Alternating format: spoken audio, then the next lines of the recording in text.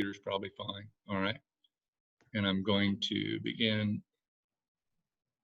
There we go. Can everybody see the screen? Mm-hmm. All right. Holler if you can't. How did we get up there by him? Because we're. All right. Let's see. This is if we're on. That's going to be black. Always. And then you're going to see something that looks like this. Let's see. I'm going to move this over here. Up here. So I wanted to start out this evening by reminding you about the three worlds of the text, the three worlds that are involved when you want to interpret. And anytime you read, you're interpreting. The three worlds that you're involved in trying to get together. The world of the author, which we've been calling the world behind the text, and it's really better to call it the world behind the text because sometimes the world of the author makes you just think about the author's world. And as we've seen by doing a number of weeks on the intertestamental period, there's a lot of history and literature and culture that comes into the world of the author from the world behind the text. So I call the world of the author the world behind the text. And then there's the world of the text, or the world inside the text. And then there's the world of the reader, or the interpreter. And we've talked a little bit about each of those three worlds. And tonight I'm really going to talk not only about the world behind the text, but I'm going to talk a little bit about the world inside the text, and maybe even a snippet or two about the world in front of the text. So I wanted to put that in front of you.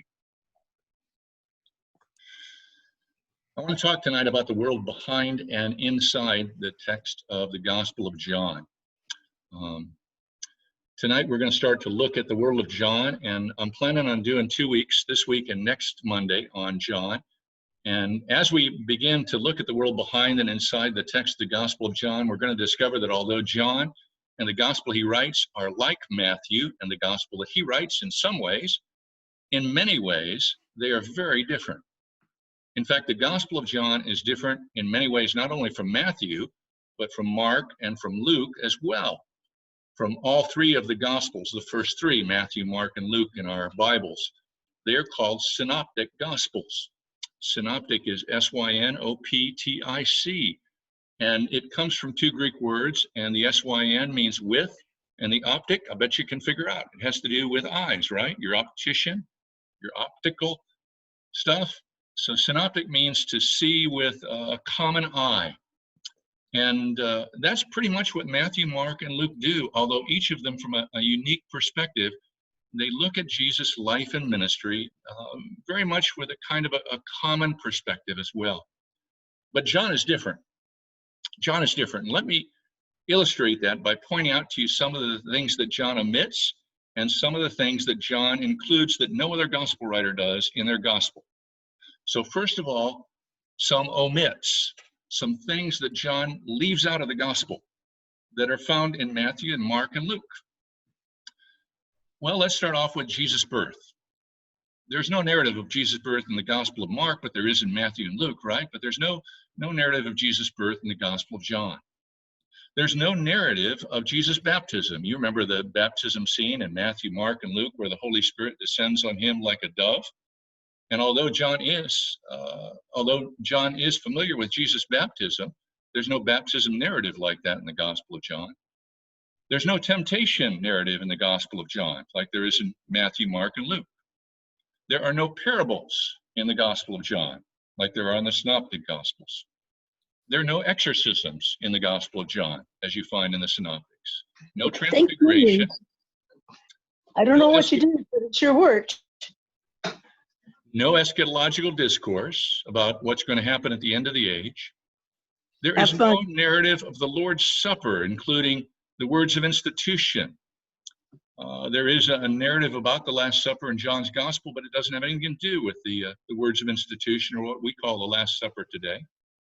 There is no prayer of Gethsemane in the Gospel of John, although there is a prayer toward the end of Jesus' life in the Gospel of John in chapter 17. So there are a lot of omissions, things that are found in all three of the Synoptic Gospels because they view Jesus' life and ministry, although each one uniquely, with a kind of a common agenda or common understanding of the contents. But John omits a lot of things. John also includes a lot of things that aren't in Matthew, Mark, or Luke. For example, John has a prologue and talks about the Logos. and about the life of the Logos before it became incarnate, before the Word became flesh. John talks in chapter 2 about water turned into wine, not found in the Synoptics. In chapter 3 about Jesus and Nicodemus, not found in the Synoptics. About the woman at the well in chapter 4, not found in the Synoptics. About a healing of a man who couldn't get in the swimming pool when the angel stirred the water in John chapter 5, not in the Synoptics. About the bread of life in John chapter 6, not found in the Synoptics. About the Feast of Tabernacles in John chapter 7, not found in the Synoptics. You get the idea, right? That's only the first 7 chapters. We could keep going. All that I'm trying to illustrate by doing this is the fact that John tells the gospel in a very unique way. And John is, in some ways, like the Synoptics. There are similarities, but there are lots of differences as well. Considering those differences, there are 3 possible conclusions about the nature of the relationship between the Gospel of John and the Synoptic Gospels of Matthew, Mark, and Luke. The first possibility is that the differences in John occur because John writes before any of the Synoptics are written. And this view does not have many adherents, but there are some influential New Testament scholars that believe that John was written first. The second possibility is that John simply chooses to write a separate and independent account, that John is kind of, as one book about John says, a maverick gospel that goes its own way. And whether or not it knows the Synoptics is not important. John is simply choosing to go his own way and write an independent account. The third possibility is that John composes his gospel after the Synoptics to supplement and complement the Synoptics from a unique perspective. And that's the one that I believe is most likely. So here are the 3 possibilities. John wrote before the Synoptics, or John wrote independently of the Synoptics, or John wrote to supplement and complement the Synoptics. And I think the last one is the most likely possibility. So let's ask the question, how does John supplement or complement the Synoptics? Well, we've seen part of that already by looking at the list of unique things that are found in John's gospel that are not found in the Synoptic Gospels. But as I was writing up from my notes for tonight, I remembered a sermon I preached at CKPC all the way back in January of 2005. Actually, I didn't remember the date. My memory's not that good. But I did remember researching something. Do you notice something about this picture of John writing his gospel? I've been using it now on 3 slides. It's that eagle that is flying over John's head with a halo that is both around the head of the eagle and around the head of John. There are actually animal symbols for each of the 4 gospels. We don't know exactly when they began, but we know that they come from the first few centuries of early church history, after the 1st century when the New Testament is written. The question is, why, when they come into existence, why choose an eagle for the Gospel of John? Well, there are many different reasons that have been associated, that have made an association between John and the eagle over the centuries, but the one I like is the one that has to do with the eagle's eye and John's unique perspective as a gospel writer. So here is a PowerPoint slide that I researched and actually used in my sermon in 2005, because it turns out that ornithologists have discovered some interesting things about an eagle's eye. Here are 3 features that I found. An eagle's eye, and we love eagles in the Northwest, right? And one of our favorite things about living out here in Seebeck is the chance to see eagles. And we'll be sitting at dinner, and Carolyn has a wider view of the canal than I do when we're sitting at the dining room table. And so she'll say, "There goes an eagle, see it?"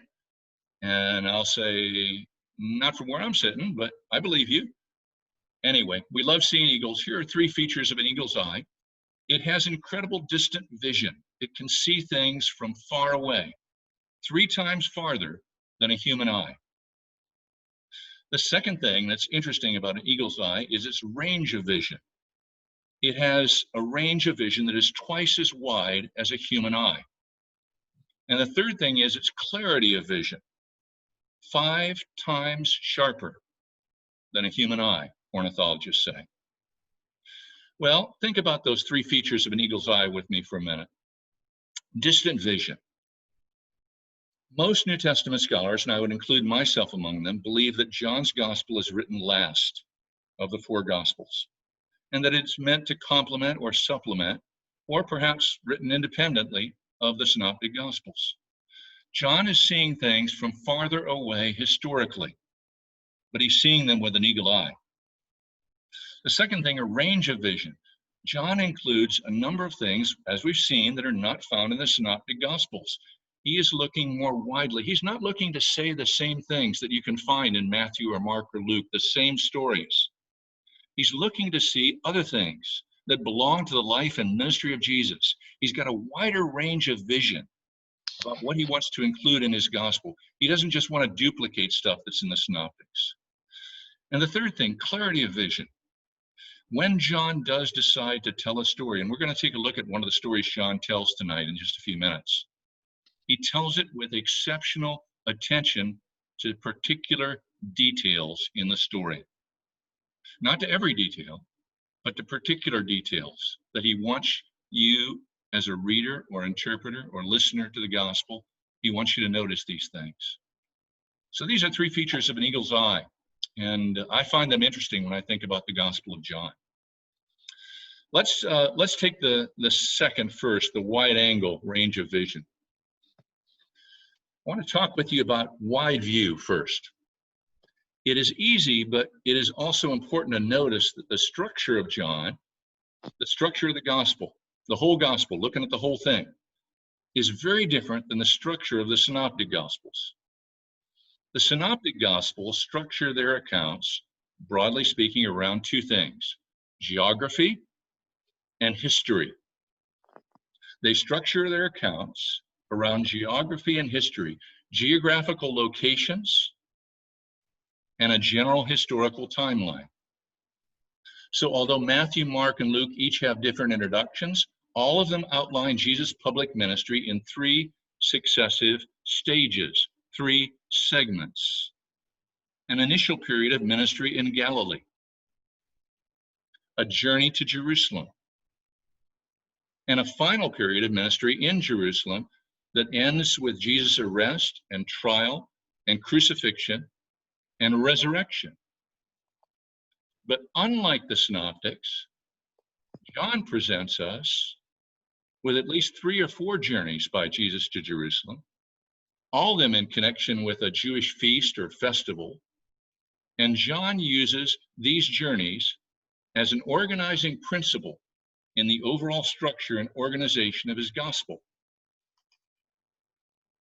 Even more interesting is the way that John uses signs and speeches by Jesus that occur before and during and after his arrival in Jerusalem for one of the Jewish feasts. Together, the signs and the speeches and the journeys and the feasts become the prologue to John's account of Jesus' passion. Together, they form the prelude to Jesus' hour, as John calls it, and Jesus' glory when he makes his final journey to the cross and the resurrection. So the first half of John's gospel has come to be called the book of signs. It starts in John chapter 2 and ends in John chapter 12. And the second half of John has come to be called the book of glory, or the book of the passion. It's the book that talks about Jesus' hour. It begins in chapter 13 and continues through chapter 21. So 2 big halves of John's gospel. So that's the structure of John's gospel. First half of John, the book of signs. Second half, the book of glory, or the book of passion, or the book of Jesus' hour. That's the wide view, the wide angle view, the eagle's eye wide view of the structure of John. So now let's focus in a little bit more with our eagle's eye on the way that John has structured his gospel with kind of an intermediate view. And then we're going to do a narrow view, a really specific view. But first, the intermediate view. Many scholars believe, and I do too, that the good news of Jesus is found for John uniquely in and through Jesus' signs. The signs Jesus does in the first half of John's gospel are consistently emphasized by John. And they're surrounded by two kinds of text. By narrative texts that form context for the signs, and by speeches, dialogues and monologues, or they're called discourses. A monologue and a discourse are the same thing, but dialogues or monologues, and sometimes both, in which Jesus speaks with groups of people or with individuals, or with both individuals and groups. Signs and the stuff that surrounds them. That's the stuff that John wants us to pay attention to in the book of signs in the first half of his gospel. And now I'm going to shift. We've taken a look at the wide angle view and the intermediate view. And now I want to shift to the narrow view. I want to narrow down your eagle's eye with me and look with you at the first sign in John's gospel. The sign that Jesus provides, and John calls it a sign, when Jesus changes water into wine at a wedding. This is a picture from a movie version of the Gospel of John, and I want you to notice the face of the guy who's holding the glass. He's looking at that because what he sees is not the kind of water that would come out of that jar. What he sees is wine. What he sees is water that's been turned into wine. And I want you to continue looking at that picture as I read for you the story in John chapter 2, verses 1 through 11 from the New Revised Standard Version. On the third day, there was a wedding in Cana of Galilee, and the mother of Jesus was there. Jesus and his disciples were also at the wedding. When the wine gave out, the mother of Jesus said to him, "They have no wine." And Jesus said to her, "Woman, what concern is that to you and me? My hour has not yet come." But his mother said to the servants, "Do whatever he tells you." Now standing there were 6 stone water jars for the Jewish rites of purification, each one of them holding 20 or 30 gallons.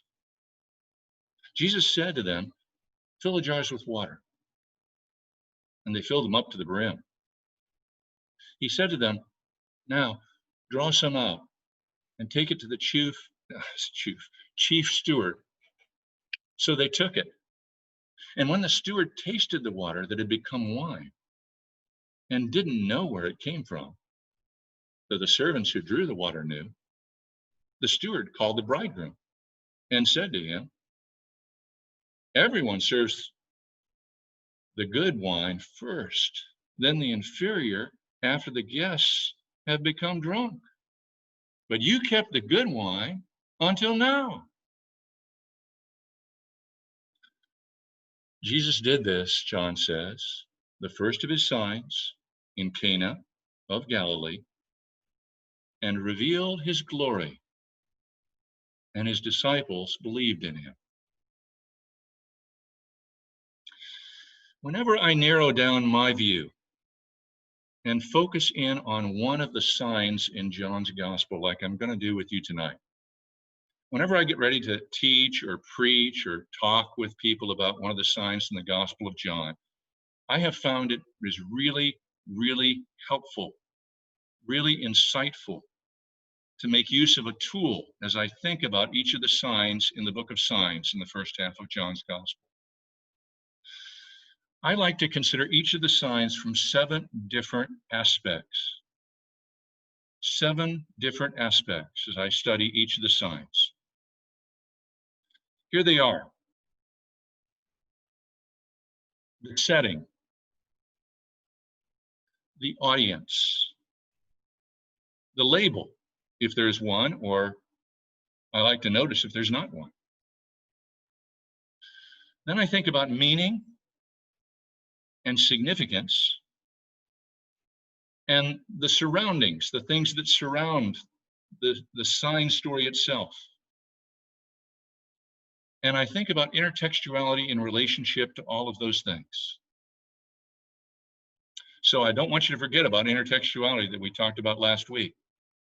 But these are the things I think about: the setting, the audience, the label, if there is one, then meaning and significance and surroundings. And that's what I want to think about with you tonight. So let's talk about the story that we find in John 2, the first of the signs of Jesus, John says, that he did in Cana of Galilee. And let's think about, first of all, the setting. In terms of time, a setting in time, this first sign story in John happens at the beginning of Jesus' public ministry. It is Jesus' first public act in the Gospel of John. Now, Jesus has already called a couple of folks to be his disciples in the first chapter of John, but he hasn't done anything in general, in public. He's done that in private. In terms of time, this is the first story in the Gospel of John. It's a sign story. It happens at the very beginning of Jesus' public ministry. That's its temporal setting. In terms of place, what scholars call its spatial setting, this sign takes place in Cana of Galilee. And there also is a cultural setting for this sign. The social or cultural setting of this sign is a wedding feast. The synoptics also place the beginning of Jesus' public ministry in Galilee, though they do it in various specific places and with different events. For example, Mark says Jesus began his public ministry in Capernaum by entering a synagogue and casting out an unclean spirit, and then moving over to Peter's house and healing Peter's mother-in-law, and then healing many others in Capernaum before he told his disciples it was time to go to other towns also. Matthew says Jesus went through Galilee, teaching in the synagogues, preaching the good news of God's kingdom, healing every disease among the people. And Luke says Jesus returned to Galilee in the power of the Spirit after his temptation and taught in their synagogues before he came to Nazareth and read the words of Isaiah. The Spirit of the Lord is upon me because he's anointed me to preach good news to the poor, and so on. So the fact that John also places the beginning of Jesus' public ministry in Galilee is not really much of a surprise. It is one of the similarities between John and the synoptics. John is agreeing in a broad sense with Matthew and Mark and Luke. But in a narrower sense, John places the sign in Cana, not Capernaum, like Mark. In Cana, not Nazareth, like Luke. And John identifies the event that begins Jesus' public ministry, not with preaching or teaching or healing or casting out a demon. He begins it, as we've said, with a sign. Now, this sign takes place, John says, on the third day. As John writes those words, the memory of what they mean to him is clear. But our understanding of them, all these centuries later, isn't as clear. And as a result, there are a variety of explanations that refer it in some symbolic way to the resurrection, because the resurrection happened on the third day. Or they added on to the days that are mentioned in John chapter 1. There are 4 days mentioned there, and if you add 4 and 3, you get a week, right? 7 days. But in the end, the simplest explanation seems to me like the best. It is about 80 miles from the Judean desert where Jesus is baptized by John the Baptist, or at least is with John the Baptist while he's baptizing others, because we never hear directly about Jesus' baptism in the Gospel of John. But it's about 80 miles from the Judean desert to where Cana in Galilee is. Now, I looked it up, And I was surprised, but Jesus, Luke says, is about 30 years of age when he begins his public ministry. So somewhere around 30, maybe a few years before, a few years after that. But he's about 30. And I found out that the average 30-year-old person can walk between 20 and 30 miles in a day. Well, that makes the journey from the Judean desert to Cana in Galilee about a 3-day journey. John says on the 3rd day, as he begins the story in John chapter 2. Well, that means something. Put the clues together. Yes, it was on the 3rd day, but it must have been late on the 3rd day. If you can make the journey in 20 or 30 miles a day, and it's 80 miles to Galilee, well, then it's about a 3-day journey, but it's a long 3-day journey, and you're not going to get there very early on the 3rd day, are you? Jesus and his disciples would have arrived late on the 3rd day, perhaps around sunset, to find a wedding celebration taking place. And they would have sat down to eat and drink what for them might have been their evening meal. A wedding celebration in those days, according to the social and cultural background, would have lasted about 7 days. Each day's food and drink would have been carefully calculated, just as carefully as we plan wedding receptions today for what people will eat and drink over a period of hours. They planned over a period of 7 days. Each day's food and drink calculated, provided for. Why? Because the honor and the reputation of the families involved was at stake. Honor and reputation are primary cultural values in the 1st century. They mean more to people than almost anything else. But on this evening, after Jesus and his disciples arrive, guess what? The wine runs out. Now, I'm going to take a guess here, and it is only a guess. I'm going to guess that maybe the reason the wine runs out is because Jesus and the group of guys who are with him, that we call disciples, arrive both late at the end of a long walk, thirsty, and unexpectedly. They weren't expected to be there. And so the carefully planned 1st day's wine runs out as they began to drink. That's a little bit about the setting of this story. Let's talk about the audience now. The audience of any sign are the people present when the sign takes place, the people that are associated with the fact that it happens in one way or another. In one sense, then, the people who form the audience are part of the setting for the sign. They're not the main point.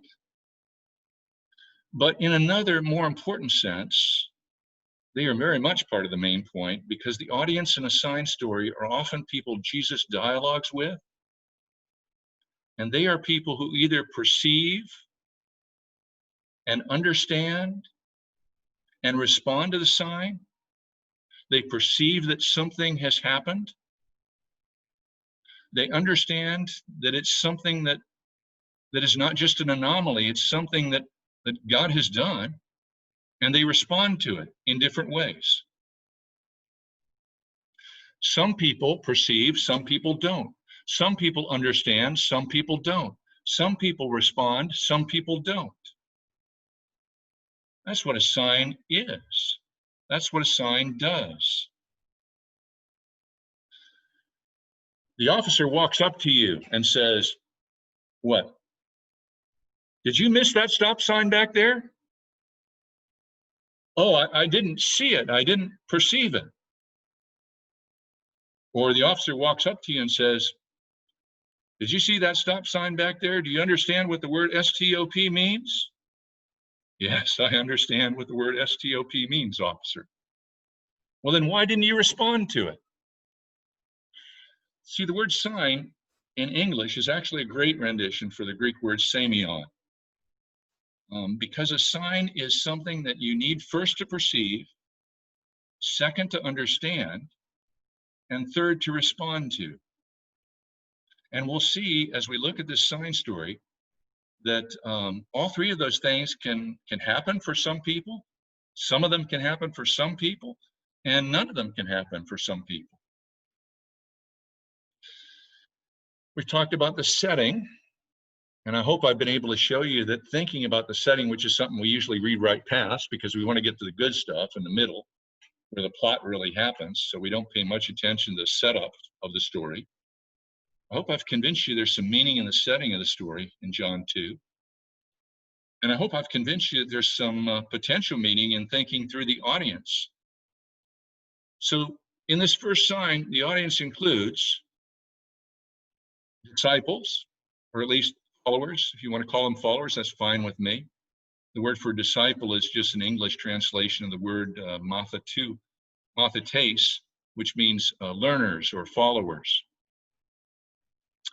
So disciples are the first group in the audience. There's the mother of Jesus, and it's interesting, but in the Gospel of John, she is never mentioned by name. She's always called simply the mother of Jesus. She appears here at the beginning of the Gospel in John chapter 1. She appears at the end of the Gospel at the account of Jesus' crucifixion, but in both places, she's called simply the mother of Jesus. She's part of the audience of this story. There is the servant who comes and tells her, or maybe it's not a servant who comes and tells her, maybe the servant tells someone else and it gets around to her and spreads as word spreads around the table. But anyway, there's a servant or a group of servants who are part of the audience of this story. And there's the steward of the feast. We would call him today, and you always have fun as a pastor working with these people. They are the folks who are really the wedding coordinators.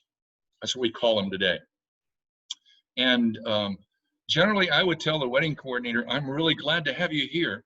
And I'm really glad to have your eyes and your suggestions. But the wedding is what happens here, and that's my part. And then whatever you tell me to do in the reception, I'm glad to do. I'd have that conversation with them before. Otherwise, there are some wedding coordinators who will take over your wedding as a pastor and tell you what you should do and what you shouldn't do. And it's happened to me. And I've had to say, you know, we're going to divide this up and we're going to have a great wedding together. So we'll partner in it together. That's the way I like to phrase it. We're partners in getting this couple married well and celebrating this marriage well. But this is the steward. He's called the steward. Sometimes he's called the supervisor of the feast, called various names. These are the people that are part of the audience. Let's talk next about the label, or not. And I have already clued you in to the fact that sign labels in the Gospel of John are labeled in a variety of ways. Some are labeled in an explicit way. They are called signs by John, who is the narrator of the Gospel. The narrator will break in, make a narrative comment, and say, like John says, this is the first of his signs Jesus did in Cana of Galilee and revealed his glory, and his disciples believed in him. Other signs are implied to be signs, implicitly, in the narrative, or by the dialogue that surrounds the story. And some things that might or might not be called signs by you and me, they are left for the reader or the person listening to John's gospel to decide for themselves. Is this a sign or not? So that's what I mean by label. Unfortunately, in John 2, we are left not in doubt at all about whether or not this should be called a sign, because John tells us it should. Now let's get on to the good stuff, right? But I hope I've made you pay attention to the setting and the audience, and whether or not something is labeled as a sign by John. And just to show you what I mean by not being labeled, something you might consider a sign that John doesn't label a sign, Jesus walks on water in the Gospel of John after the bread of life discourse, actually in the middle of it. And he sends his disciples away, he dismisses the crowd, and then he comes to them. They don't see him on the water, but he comes to them. And the next day, the crowd says, "How did you get here? Because we saw your disciples leave. They took the boat that you came in. How did you get here, Rabbi?" And it's kind of implied, left up to you, though, to decide whether this is a sign or not. It's going to depend upon your definition of a sign. And we're going to see what a sign means as we look at a little bit of the meaning of a sign. And this is the last part of what I want to talk to you about tonight. So thanks for hanging in there with me for the first 45 minutes. There are two words in English which are oftentimes conflated as though they are synonymous. But it is useful in New Testament studies to distinguish between the two of them. The words that I'm talking about are meaning and significance. We use them pretty interchangeably in conversation, but it is very useful when you're looking at a New Testament text, not just the sign stories, but any New Testament text, to distinguish between meaning and significance. Different New Testament scholars differentiate between them or don't. And so I want to tell you what I mean when I talk about meaning, and then I'll tell you what I mean when I talk about significance. Meaning, for me, is what has the potential to reveal. The meaning is the potential. It is what happens that has potential to reveal or unveil something about Jesus. Something happens, and whatever that something is, it has potential.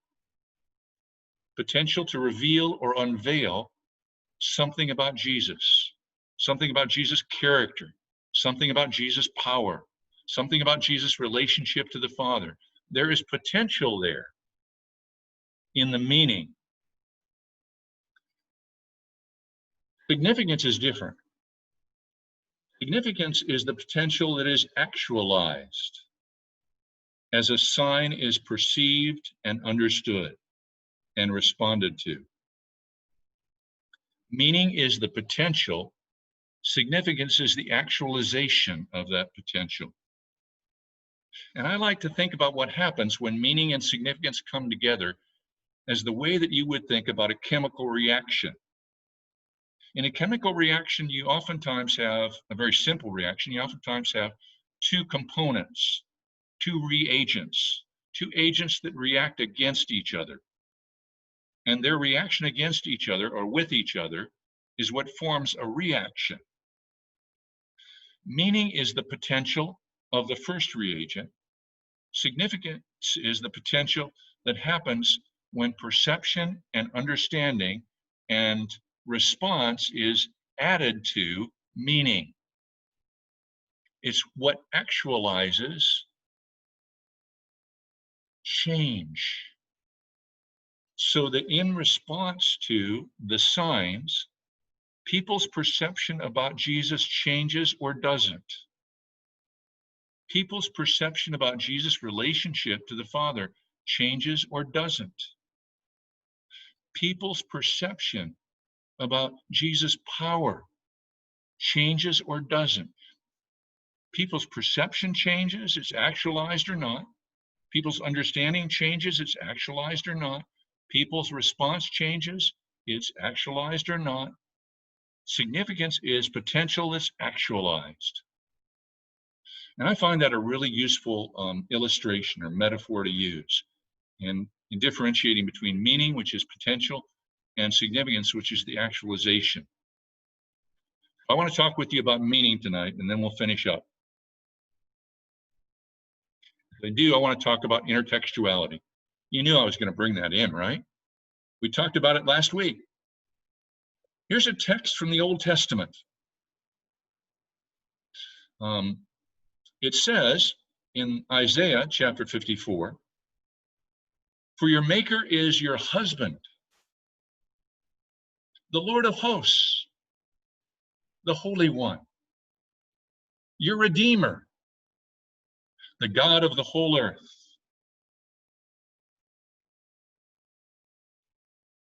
Those are the words of Isaiah.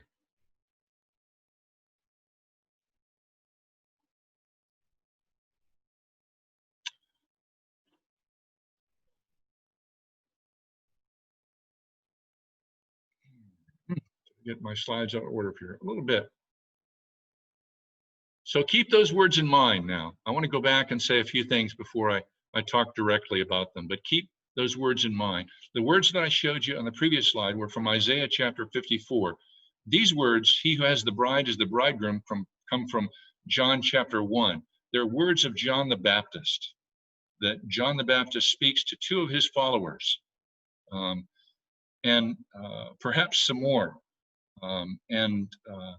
There's an episode in John chapter 3 where those followers get into a debate with a Jew from Jerusalem, and they come back to John the Baptist and say, you know, you were baptizing folks in the Jordan, and now there are a whole bunch of people who are going to Jesus instead of you. And John says, he who has the bride is the bridegroom. So there's obviously a relationship between the text in Isaiah, which talks about the Lord as your maker and your husband, and the text in John 3, where John the Baptist talks about the bridegroom.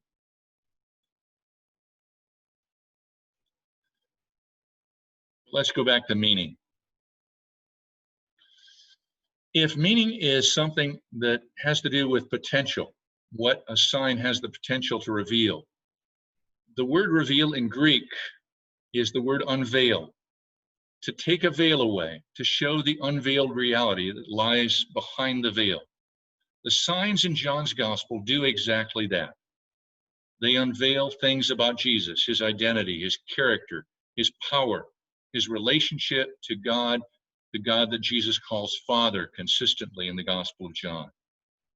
The truth about Jesus revealed and unveiled to John by this first sign at Cana in Galilee is something that he does not want us, his readers, to miss. So he conveys the meaning to us in the second part of verse 11. John writes, Jesus did this, the first of his signs in Cana of Galilee. Then John adds 4 words, and they contain an enormous amount of potential significance, potential meaning. The 4 words John adds are these: and revealed his glory. Jesus did this, the first of his signs in Cana of Galilee, and revealed his glory. In terms of the world behind the text, impacting the world with the text through intertextuality, there are 2 words, revealed and glory, that are full of intertextual meaning. They are hugely meaningful words that are used repeatedly in the Old Testament and other Jewish literature outside the Old Testament that's written prior to John. In that literature, they describe consistently the words revealed and glory, describe the identity, the character, the power, and the authority of God, of Yahweh. They describe and define God's glory. Some of the descriptions include stories in which God does wonders or miracles or mighty works or signs, and in that way reveals his glory. That word signs occurs in the Old Testament, for instance, 36 times, mostly in relationship to Moses and the signs that God enables him to perform among the people of Israel and before Pharaoh. In the same way that stories like that and other stories in the Old Testament reveal God's glory, his identity, his character, his power, his authority in the Old Testament, John wants you and me to understand this story in John 2 to show us that Jesus revealed his glory by turning water into wine in the same way that John revealed his glory, in the same way that God revealed his glory in the Old Testament. John wants you to see that parallelism. John says in chapter 1 in the prologue, we beheld his glory, glory as of the only begotten Son from the Father. He doesn't want you to miss that connection. So he says at the end of the sign story, Jesus did this, the first of his signs in Cana of Galilee, and revealed his glory. So when you read this story, it's important to read it hearing its intertextuality, both in terms of the connection between John and the world behind the text, the Old Testament, and the intertestamental literature, and intertextuality in terms of the world inside the text of the gospel itself, inside the story of the gospel. John has said in chapter 1, we beheld his glory. Glory is of the only Son from the Father. When John sees Jesus turn water into wine in John chapter 2, he is saying, Jesus did this, the first of his signs in Cana of Galilee, and we beheld his glory. He revealed his glory to us. So back now to that story that I showed you, the quote from John the Baptist.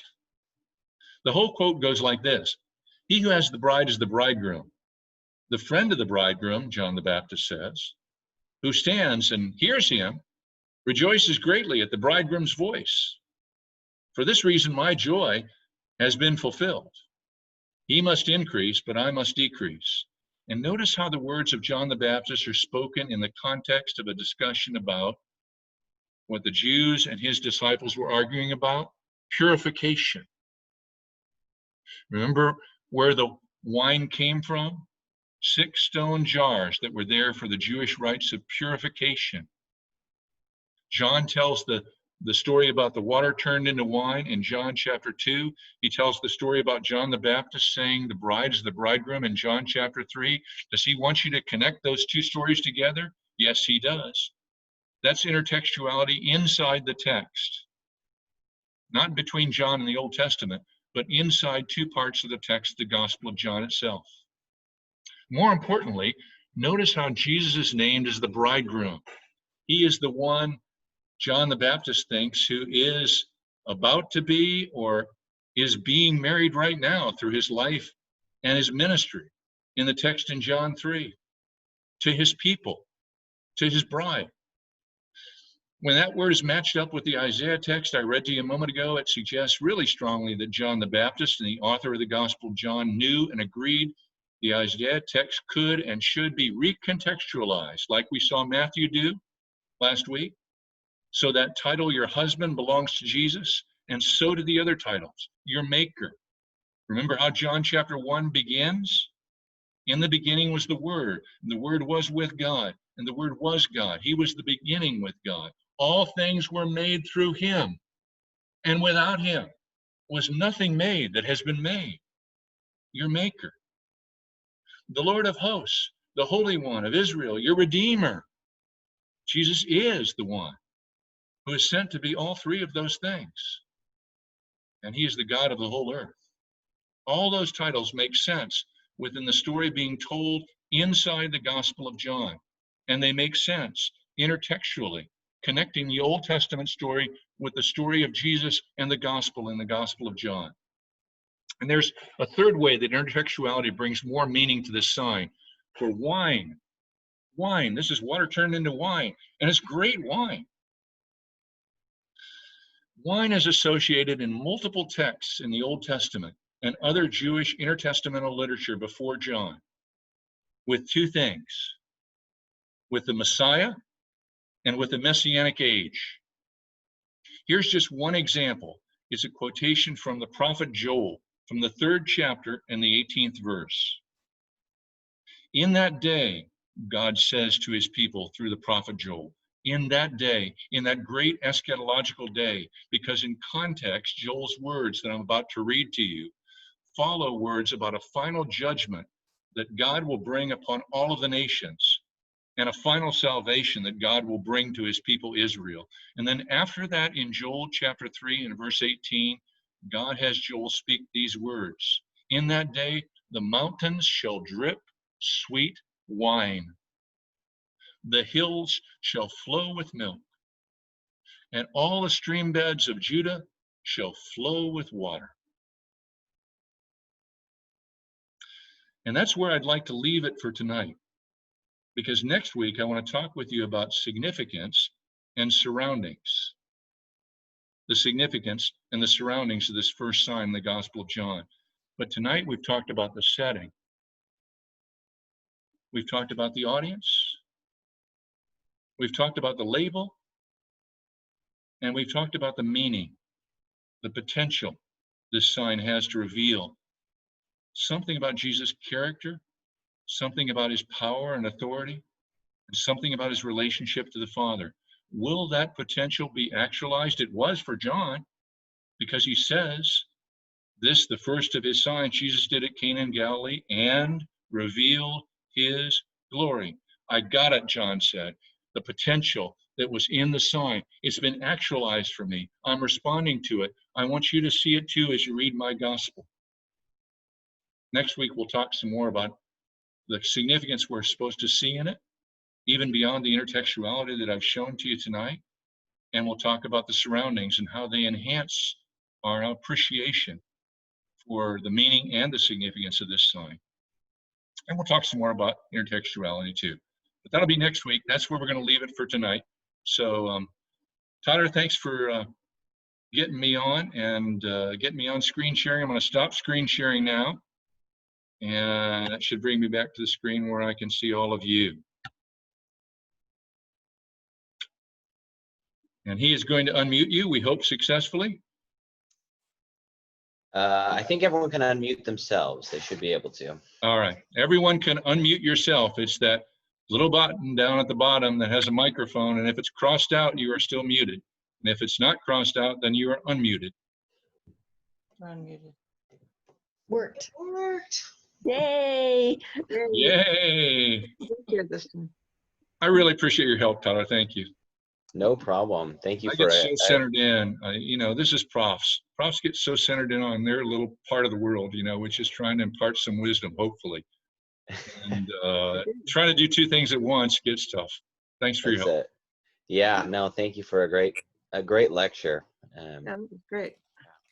What Yes. questions, responses, curious things, comments would you like to make? I have a question, kind of. You were talking about what the people thought of Jesus and the disciples. Didn't a lot of it depend on what was going on at that time? I mean, just kind of human nature. If things were going smooth, they probably weren't really excited to go hear him. Yeah, Georgiana, you know, it's really kind of a popularity contest discussion going on in John chapter 3 between the disciples of John the Baptist are worried that he's losing his popularity, that everybody's going to Jesus to be baptized. You can read the story. It's in the end of John chapter 3, and it starts off and there's a Jew, and that word Jew, as you know from Bill's discussion, Tyler's discussion, it's a word that has a variety of meanings in the first century. And pretty definitely in the end of John chapter 3, it means somebody from Jerusalem, somebody who thinks they've got it all together, somebody who knows what purification is all about, and somebody who's a little worried about John the Baptist because he's baptizing people, but he doesn't look, you know, like the kind of pure Jew that would be doing this kind of thing. And so they began to get in a discussion with his disciples, John the Baptist's disciples, about what purification is. And in the context of that discussion, something about Jesus comes up, and maybe the Jew is from Jerusalem is trying to tweak them a little bit and say, well, if John the Baptist is really doing purification so well, how come everybody's now going to this guy named Jesus? And they're being baptized by him. We don't know. The whole discussion isn't given to us, and it's not really the point. The point in John is that after that discussion about purification, and you're meant to see the echo of John chapter 2 when you get to John chapter 3 in that discussion. You're meant to see John's comments in the context of what you've already seen about jars full of water for purification being turned into wine, which is associated with the Messianic age in John chapter 2. And now John the Baptist comes along in John chapter 3, and he says, you think I'm worried about more people going to Jesus than are coming to me? I'm not worried at all. I'm the bridegroom. And the bridegroom rejoices when he sees the bride. I'm sorry, the friend of the bridegroom is what John the Baptist says. Friend rejoices when he sees the bridegroom enjoying himself and coming into his own, about to be married, or sees the wedding has started. So that's the way the story goes. Do you think that the order in John's description of his signs don't necessarily have anything to do with the order, of when they actually happen, as much as the order of, how we need to understand the revelation of Christ, first beginning with his disciples? I mean, it seems like in this story, the only people that really realize what had happened is the disciples, the mom, and, the steward and the servants, but the wedding guests didn't really probably get it. Yeah, you bring up a couple of interesting questions. And one is, I'm just going to give you a teaser and say, stay tuned next week. Because when you talk about the surroundings of the sign, we're going to be talking about exactly that issue. Who gets it and who doesn't? And why or why not? And does it have something to do with the dialogue between Jesus and Mary in the beginning? Or does it have something to do with other things that happen at the end? Because in the beginning of what I said to you tonight, I said, the surroundings of a sign story are really important. And we're going to talk about them next week. So I'm going to save that part for next week. But I will say, you ask about, do they come in order? John orders some of the signs. He talks about a first sign and a second sign. And so he means those to be sequential, or he wouldn't say first and second. But there are other things that are implicitly called signs. They're called signs by people who respond to them or don't respond to them. Jesus and Nicodemus, for example, in John chapter 3. Nicodemus says, "Teacher, we know that you must be someone sent from God, because no one can do these signs that you do unless they're sent from God." So it's Nicodemus who's labeling this thing as a sign, but John doesn't call that the second sign. And the thing that he actually calls the second sign is found later on in chapter 2. And it happens after what's usually called the cleansing of the temple in the Gospel of John. And isn't that a sign? For heaven's sakes, Jesus comes into the temple and throws out all the people who are turning the temple into a center for profit instead of a center for worship. Isn't that a sign? And John leaves you wondering about some of these things. What did they reveal to you? I've shown you a paradigm of a sign. I've shown you its meaning, and next week you'll see its significance and how you're meant to respond to it. I've shown you a sign. Do you think that what Jesus did in the temple in John chapter 2 is a sign? Does it reveal to you more about Jesus' character, his identity, his power, his authority, his relationship to the Father, or not? What do you think? And I think John understands that there are a number of things that Jesus does in the first half of the gospel that may or may not be called signs, but John labels some as signs because he wants us to see particular things. He wants us to see particular facets of each of the things that he labels as signs. He wants us to see how that sign reveals identity or character or authority or relationship in a way that's slightly different than the sign that preceded it or the sign that follows it, because he's sensitizing us to these things. Can you see in everything that I'm telling you in the first half of the Gospel of John, can you see how we beheld more and more of his glory as disciples? That's what he tells you in the prologue, that we beheld his glory. Glory is of the only Son of the Father. So maybe you can see it. I'm teasing you. I'm labeling some. I'm not labeling others. I think John may even be a little bit playful with that. So you'll find people take different numbers. Some people say there's 7 signs in John's gospel. Some say there are 10 signs in John's gospel. Some say they're only the ones that John numbers explicitly. But I think John is really trying to, it's not about the number. It's about what a sign is. And this is the definition of a sign for John. Something that reveals Jesus' identity in some way, Jesus' character in some way, Jesus' power in some way, or Jesus' relationship to the Father in some way. Because when God performs a sign in the Old Testament, God reveals his identity. I am who I am. God reveals his character. I am who I am. And people perceive it, understand it, and respond to it or don't. It's really intertextuality between John in the Old Testament that's going on in each of the signs. Just like we saw with Matthew's use of the Old Testament quotations. John just isn't labeling these things fulfillment. He calls them signs, and he's not talking about words as much as things that Jesus does, actions that Jesus performs. It's really intriguing, isn't it, to think about him that way? Can you behold the glory? Glory as of the only Son from the Father? Can you unveil the glory that's being revealed in here? Can you see it in the things that Jesus does? I think John's being playful in a good sort of way.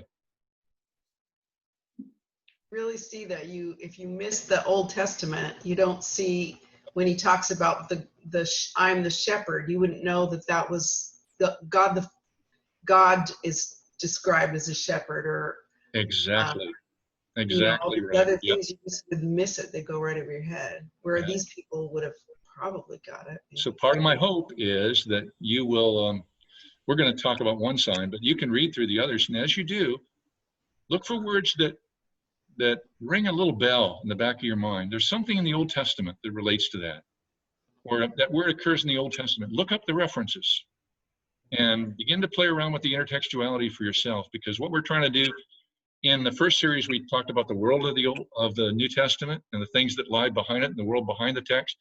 This series with Matthew and John, I'm trying to show you the connections between that world and the world inside the text, how they relate together. We were just talking about, when I did literature, I just talked about the literature in the intertestamental period and kind of overwhelmed you all with how much there is. But now we're trying to connect it together with the New Testament and show you how it was a living part of existence and experience and life for a first century Jewish person, even a fisherman like John. Every week he went to synagogue. Every week you heard a Rabbi Tyler, talking to you about Isaiah. And it began to get into your head, and so you would see connections. And I hope after Tyler's wonderful series on Isaiah that you'll see a lot of connections. And he's starting to do the same thing with the book of Psalms. And we need to see those connections, because those connections open up the meaning of the New Testament for us. These are great comments. Keep them coming. I love to interact with you a little bit. I have a question. Well, it's not a Yeah. question, but Yeah, Myrna. I have an observation is that most Bible studies I've been to, the questions are geared towards what's the symbolism and the application. They're all symbolism and application, but they never talked about intertextuality or tried to link one chapter with another, or the stories with one voice with another voice. So this has been really good. Yeah, Enjoyed it. good. I'm glad it's opened up another perspective. And symbolism is a very ancient way of looking at interpretation. And it actually starts in the intertestamental period, and probably even a little bit before that. But Philo of Alexandria is one who uses a lot of symbolism and sees a lot of symbolism and allegory in the text of the Old Testament. And then application is it's really a 20th century word. Right. And, so we want to know, how does everything relate to us, because we're kind of the me generation. And what's this mean to me? And what's this mean to us? And, people didn't talk a lot about those things, but they got it. Right. Yep. Thank you. That's a great comment. I appreciate the discussion about the background, the setting, and the audience. Yeah, I do too. It lifts the story off the pages and really makes you think about who was interacting with Jesus at that time. And I personally think there had to be a lot of confusion. A lot of people just scratching their heads saying, who is this guy? What's going on here? And it's interesting, rather than just read the story. Yeah. Actually take yourself back to that period and consider what it was like. So you're going to love next week too, because we're going to talk about different reactions. You talked about people being confused. John chapter 2 and the story of the water turned into wine is a great way to look at. I mean, it's the first sign, and so it's kind of paradigmatic for John. he's trying to define for you a paradigm.